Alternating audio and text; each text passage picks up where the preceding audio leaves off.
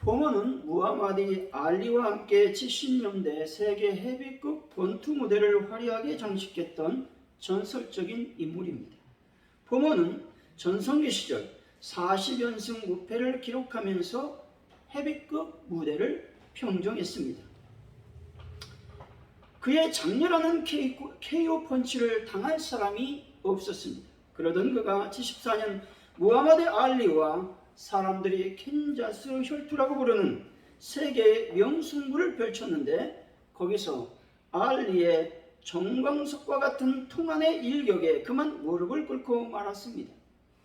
챔피언 벨트도 연승 행진도 다 날아가 버렸습니다. 우리가 아는 사람은 알리만 알고 있죠. 포먼도 유명한 사람이었습니다. 도통 패배를 모르던 사람에게 그 한 번의 패배는 너무 큰 충격이었습니다. 그때부터 포먼의 삶은 엉망진창이 되고 말았습니다. 엎친 데 덮친 격으로 지미 영과의 경기에서는 치명적인 부상을 입고 죽음의 문턱까지 가는 불행을 당해야 했습니다. 그는 링을 영원히 떠날 수밖에 없었습니다. 젊은이들의 우상이었던 챔피언이 비참한 병자가 되어서 뒷골목을 전전하게 된 것입니다. 그는 패배와 죽음의 문턱에서 비로소 마음이 가난해졌습니다. 자신도 얼마든지 무너질 수 있는 연약한 존재에 불과하다는 것을 비로소 깨닫게 되었습니다. 그는 절박하게 예수님을 붙들기 시작했습니다. 전심으로 주님을 향하여 내 인생을 인도해달라고 부르짖기 시작했습니다. 그렇게 찾은 사람을 주님께서 어찌 은혜를 베풀지 않겠습니까? 그의 가슴이 뜨거워졌습니다. 중학교를 중퇴하고 4번이나 이혼을 하면서 험하게 살았던 포먼이 회심하고 신학을 공부하고 목사님이 되었습니다.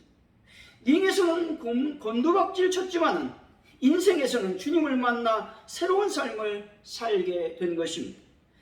그는 은퇴한 지 10년 만에 다시 링에 올랐습니다. 사람들은 이렇게 얘기했습니다. 권투 선수는 너무나 늙었습니다. 퇴물 취급했습니다. 하지만 포먼은 도전에는 나이가 없다며 재기를 위해 일어섰습니다. 결국 그는 94년에 마이클 무어를 KO시키고 역대 최고령 챔피언이 되었습니다. 당시 나이는 45이었습니다. 아무리 곤두박질 치고 수렁에 빠져도 예수님만 전심으로 붙들면 그 사람은 일어설 수 있는 것입니다. 시편 40편 2절은 이렇게 말씀합니다. 나를 기가 막힐 운동이와 수렁에서 끌어올리시고 내 발을 반석 위에 두사 내 걸음을 경복해 하셨도다 말씀합니다. 하나님은 우리가 아무리 기가 막힐 웅덩이와 수렁에 빠졌다 할지라도 능히 끌어올리실 수 있는 분이십니다. 예수님의 능력이 내 능력이 되게 하는 힘은 기도인 것입니다. 기도는 내 삶을 송두리째 바꾸어 놓는다는 것이죠. 마이크 비클이라고 하는 분이 쓴 기도라고 하는 책에 이런 내용이 있습니다. 기도는 높은 부르심이자 놀라운 특권이다. 기도의 사람이 된다는 것은 가장 중요한 부르심이다. 우리는 기도를 통해 그분께서 큰 사랑으로 우리의 음성에 귀 기울이실 뿐만 아니라 다양하게 응답하신다는 사실을 알 수 있다. 하나님 우리에게 응답하심으로써 그분의 마음을 나타내시고 환경을 축복하시는 등 많은 일들을 행하신다 라고 말했습니다. 하나님은 여러분과 대화를 원하고 계십니다. 오늘 지금 시작하시기 바랍니다. 여러분들의 기도가 여러분들이 속한 세계와 환경을 변화시킬 것입니다. 기도에 대한 갈망, 헌신, 그리고 지속적인 기도의 능력이 여러분 안에 있으시기를 바랍니다. 영적인 능력을 부여받는 길은 기도만큼 위대한 것은 없다는 것이죠. 하나님은 기도하는 사람을 주목하여 볼 것입니다. 하나님은 기도하는 사람의 기도를 들으실 것입니다. 사랑하는 성도 여러분, 기도함으로 하나님의 소중한 역사가 여러분의 삶을 지배하시길 예수 이름으로 간절히 축원드립니다. 오늘 본문은 예수님의 중보 기도의 내용입니다. 예수님께서 제자들을 위한 중보 기도입니다. 다시 말해 성도들 간의 일치와 연합 그리고 하나님의 영광에 참여하게 해줄 것을 구하고 있습니다. 예수님의 기도는 예수님께서 오신 목적이 이 땅의 유대인만을 구원하기 위한 것이 아님을 말씀하고 있습니다. 즉 땅끝까지 이르는 미래의 모든 세대에 걸친 세상 모든 사람들을 구원하는 데 있다는 것이죠. 성도의 연합과 일치는 몸의 머리 되신 주님 안에서 일치를 의미합니다. 교회와 성도는 먼저 그리스도와 하나로 연합하고 그리스도 안에서 서로 연합함으로써 하나님 안에서 하나님 앞에서 하나가 되어야 하는 것입니다. 그리고 그로 말미암아 하나님의 영광에 참여할 수 있어야 된다는 것입니다. 오늘 말씀을 통해서 아름다운 기도는 어떤 기도인지 하나님의 은혜를 나누겠습니다. 첫 번째로 아름다운 기도는 교회의 일치를 위해서 기도하는 것입니다. 20절에서 21절 한번 읽어봅니다. 시작. 내가 비옵는 것은 이 사람들만 위함이 아니요 또 그들이 말로 말미암아 나를 믿는 사람들도 위함이니 아버지여 아버지께서 내 안에 내가 아버지 안에 있는 것 같이 그들도 다 하나가 되어 우리 안에 있게 하사 세상으로 아버지께서 나를 보내신 것을 믿게 하옵소서. 아멘.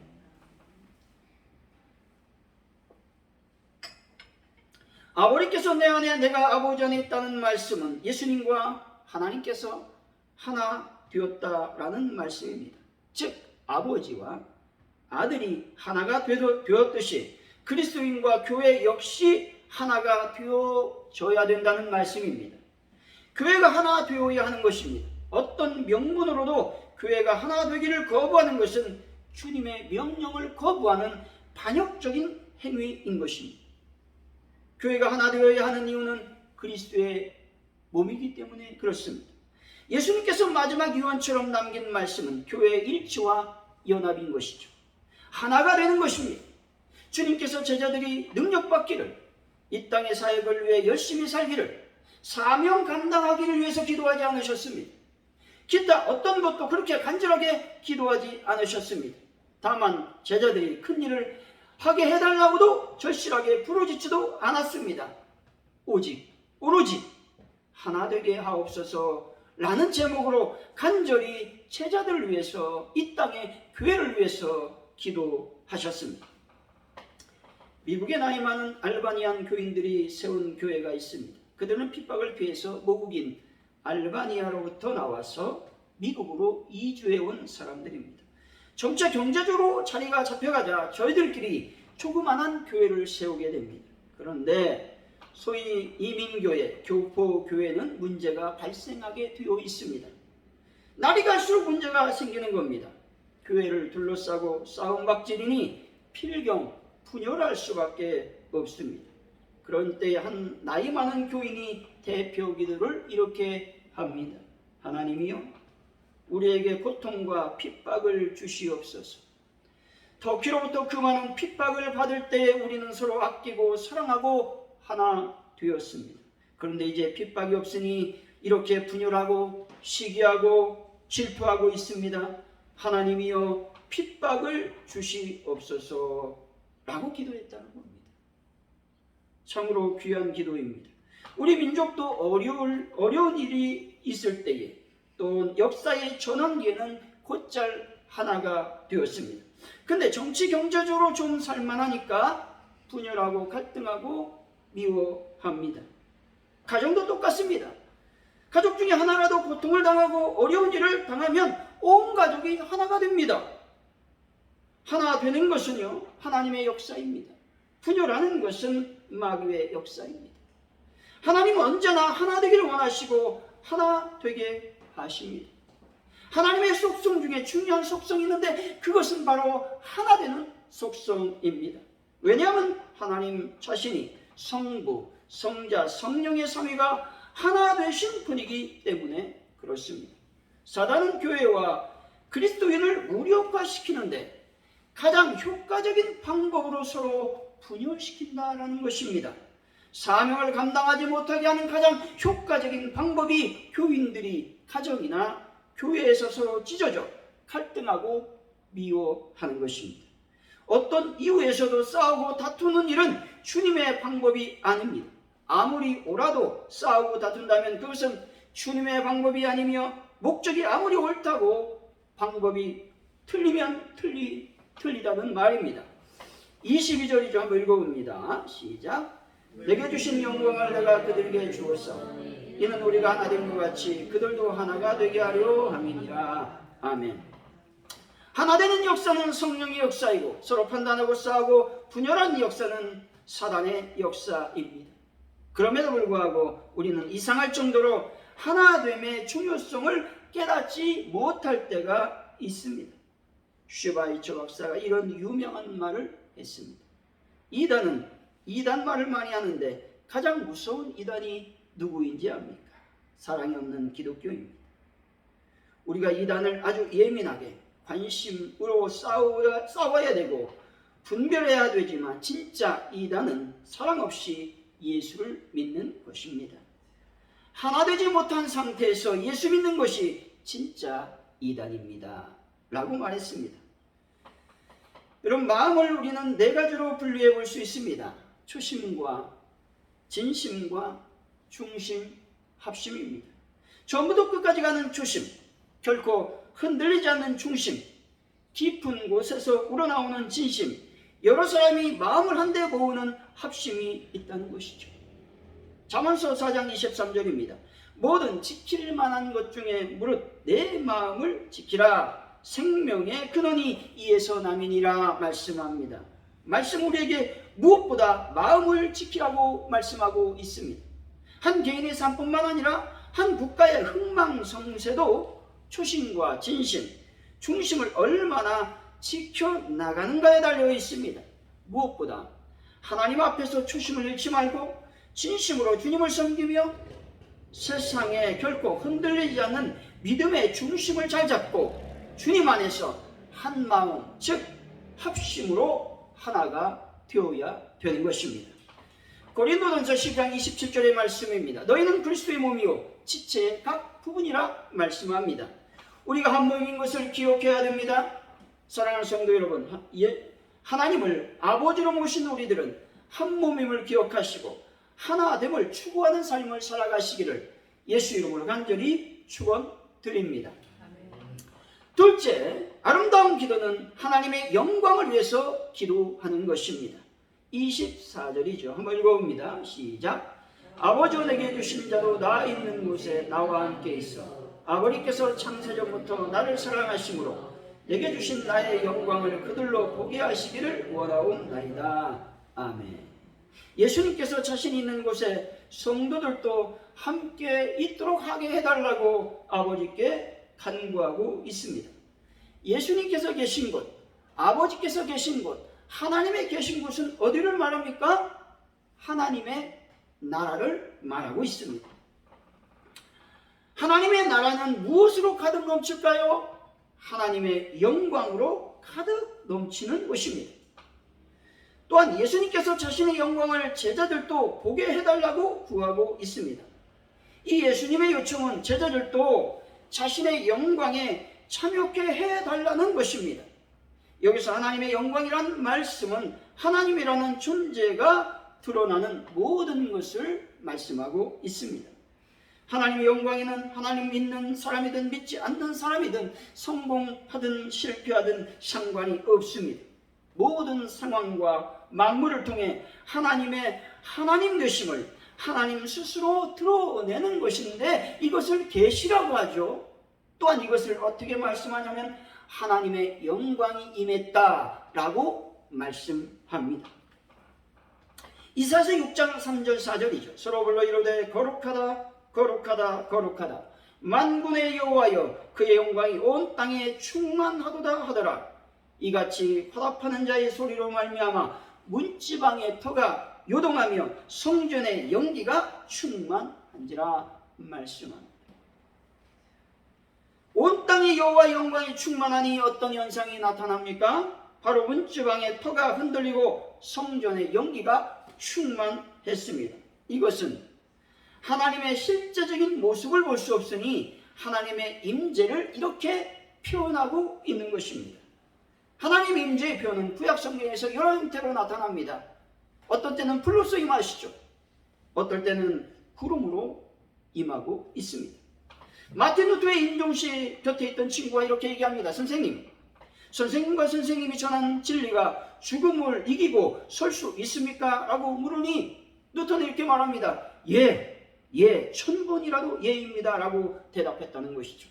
이게 무슨 말입니까? 하나님의 영광을 볼 것을 확신하니까 죽음이, 여러분, 승리, 즉 진리를 이길 수 없다는 것입니다.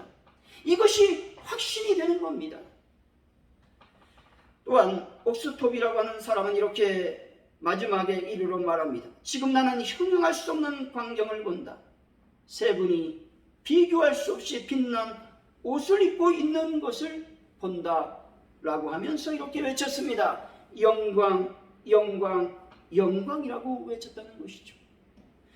요한 번연이라고 하는 사람이 임종식 그 옆에 앉은 자들을 향해서 이렇게 말합니다. 우리가 새 노래를 부르며 끝없는 영원한 세상에서 행복하게 살기 위하여 오래지 않아 다시 만나리라 얘기합니다. 모디 선생님이 전쟁터에서 봉사한 일이 있었습니다. 그때 그는 많은 사람들이 죽는 모습을 보았습니다. 근데 어떤 사람은 막 흉직하게 죽습니다. 어떤 사람은 기쁨으로 죽습니다. 어떤 사람은 예수님, 하나님을 저주하면서 죽습니다. 어떤 사람은 무한한 슬픔으로 지옥 갈 것을 아니까 얼마나 슬프겠습니까? 우리 육적인 것은 모르지만 영은 정확하게 알고 있습니다. 자기가 어디 갈지를 알고 있다라고 하는 것이죠. 그런데 그들 중에 한 분이 평화롭게 고상한 얼굴로 기쁨이 찬 그 모습으로 죽어가는 모습을 보았습니다. 그런데 그가 어떤 분인지 알아봤더니 예수 믿는 신자였습니다. 모디 선생님이 그에게 다가가서 이렇게 물었습니다. 집에 보낼 소식이 없겠소? 라고 말했습니다. 그러자 그는 이렇게 말합니다. 나는 주님을 믿고 하늘 고향으로 돌아가는데 내 어머니와 내 누이에게 나를 따라오라고 말해 주시오 라고 말했다라고 하는 것입니다. 하나님의 영광을 본 자들은 죽음이 두렵지 않다는 것이죠. 여러분, 죽음이 두려우십니까? 모르겠죠. 지금은 우리가 죽음을 맞닥뜨리지 않았기 때문에. 근데 대부분의 많은 사람들이 예수를 믿어도 죽음에 대해서 두려워하는 분들이 많다는 겁니다. 그러나 여러분, 죽으면 누구를 볼 수 있어요? 하나님을 볼 수 있다는 거예요. 기가 막힌 일 아닙니까? 이 땅에서 장사하시다가 하나님을 보는 놀라운 역사를 경험하시기를 바랍니다. 사도행전 7장 55절이죠. 스데반이 성령 충만하여 하늘을 우러러 주목하여 하나님의 영광과 및 예수님께서 하나님 우편에 서신 것을 보고라고 말씀합니다. 스데반이 죽음 직전에 성령의 놀라운 충만을 받았습니다. 그런데 성령의 충만하니 하나님의 영광을 볼 수 있는 겁니다. 예수님께서 하나님 보좌 우편에 서신 것을 보았습니다. 그래서 스데반이 얼마나 충만한 기쁨이 얼굴에 있었는지 모릅니다. 그가 돌에 맞기 시작합니다. 아팠겠습니까? 아프지 않습니다. 그는 예수님을 만날 그 순간을 기대했습니다. 하나님을 만날 그 순간을 기대하면서 감격의 눈물을 흘릴 수 있었습니다. 하나님의 영광을 보니 어찌 기쁨이 넘치지 않았겠습니까? 우리는 곧 하나님의 영광을 보게 될 것입니다. 우리 인생이 짧으면 70이요 길면 80인데 하나님의 영광을 볼 날이 멀지 않았다는 것이죠. 우리가 죽으면 예수 믿는 사람들은 천국에 갑니다. 그리고 기도를 많이 한 사람들은 죽기 직전에 하늘문이 열리는 것입니다. 그런 분들이 많이 있어요. 하늘문이 열리면 얼마나 좋겠습니까? 요한계시록에서 말씀하고 있는 그 하늘을 보는 거죠. 황금길로 되어 있는, 그리고 수많은 그 보석들이 가득 넘쳐나는 그 천국문을 보게 될 것입니다. 그러니 우리의 삶은 어떤 삶을 살아야 됩니까? 기도하는 삶을 살아야 된다는 것이죠. 사랑하는 성도 여러분, 하나님의 영광을 구하심으로 하나님을 만나 뵙고 기쁨에 환희가 넘치는 삶을 살아가시기를 예수 이름으로 간절히 축원드립니다. 셋째, 아름다운 기도는 예수님께서 함께 해달라고 기도하는 것입니다. 26절이죠. 한번 읽어봅니다. 시작. 내가 아버지의 이름을 그들에게 알게 하였고 또 알게 하리니 이는 나를 사랑하신 사랑이 그들 안에 있고 나도 그들 안에 있게 하려 함이라. 아멘. 우리에게 최대의 복은 무엇입니까? 하나님이 함께하는 것입니다. 우리에게 최고의 기쁨이 무엇입니까? 하나님과 동행하는 것입니다. 내가 예수 안에 있고 예수님이 내 안에 있는 것, 그것이 우리 인생의 최고의 복이 되어야 될 줄로 믿습니다. 우리가 기도해야 될 것은 다름이 아닌 것입니다. 예수님께서 함께 하시기를 위해서 기도해야만 됩니다. 모세는 어떻게 기도했습니까? 그는 그토록 구했던 것은 다른 것이 아니었습니다. 내가 장수하기를 원합니다. 나의 자녀들이 잘 되기를 원합니다. 그런 거 기도하지 않았습니다. 무엇을 기도했나? 하나님과 동행하기를 원합니다 라고 기도했습니다. 하나님께서 목이 뻣뻣하고 악과 죄를 짓는 백성과 가지 않겠다고 말씀하시는 겁니다. 이때 모세는 이렇게 얘기합니다. 하나님이 가지 않으면 나도 가지 않겠습니다. 버텼습니다. 근데 하나님이 그 모세의 기도를 들어주셨습니다. 그래, 내가 너와 같이 가고 너의 백성들, 나의 백성들을 버리지 않겠다라고 말씀하셨다라고 하는 것이죠. 결국 하나님은 모세와 동행하셨고 이스라엘 백성의 죄를 사해 주셨다는 것이죠. 우리가 가장 구해야 될 것은 하나님과 함께 하는 것임을 믿으시기를 바랍니다. 결론적으로 아름다운 기도는 하나됨을 구하는 것이고 하나님의 영광을 구하는 것입니다. 그리고 예수님과 동행하는 것들을 구하는 것임을 알아야 됩니다. 사랑하는 성도 여러분, 교회 모두가 하나가 되시고 하나님과 동행으로 끝까지 하나님과 함께하는 놀라운 복을 받아 누리는 분들이 되시기를 예수 이름으로 간절히 축원드립니다. 기도합니다. 할렐루야. 하나님 감사합니다. 오늘 또 주님께서 우리에게 허락하신 아름다운 기도를 말씀해 주셨사오니 우리가 서로 하나가 되게 하시고 하나님의 영광을 구하게 하시고 예수님과 동행하는 삶을 살 수 있도록 인도하여 주옵소서. 감사합니다. 예수님의 이름으로 기도하옵나이다. 아멘.